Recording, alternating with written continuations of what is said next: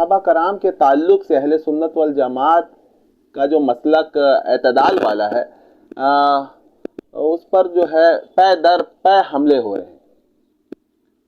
کبھی کوئی انجینئر کرتا ہے، کبھی کوئی کچھ، کبھی کوئی کچھ، شیعہ حضرات تو کرتے ہی ہیں.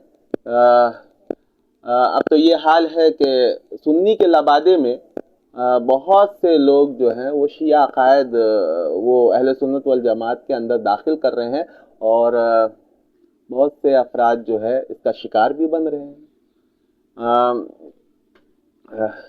میرے ہی طرف میرا گاؤں ڈھمرا وہ بانکا بہار ہے، اور 10 قدم کے مطلب فاصلے پر میرا سسرالی گاؤں غری پور ہے.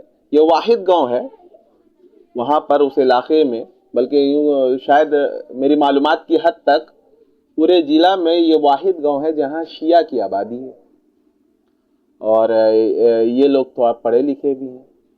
تو ان محلوں میں جو سنی حضرات رہتے ہیں ان کے عقائد بھی وہ 50% سے زیادہ وہ شیعہ عقائد ہیں ان کے.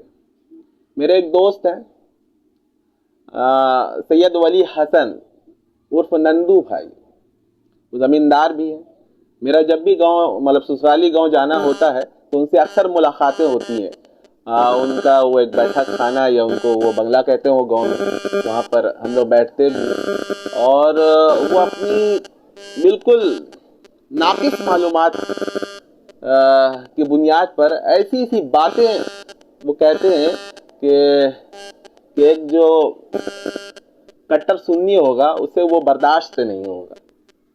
حالانکہ میں ان کو طرح طرح کی مطلب دیتا ہوں، وہ دلیلیں بھی کئی طرح کی دی، لیکن چونکہ وہ اتنا جانتے ہی نہیں ہیں، وہ بس وہ ان کی معلومات جو ہے وہی سوشل میڈیا اور وہی ویڈیو ہے.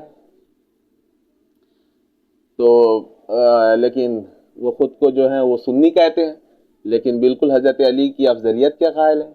وہ حضرت سیدنا ابو بکر صدیق کو صدیق اکبر ماننے سے منکر ہیں. وہ کہتے ہیں کہ حضرت علی ہی صدیق اکبر ہے. تو اسی طرح ہمارے یہاں ایک آتے ہیں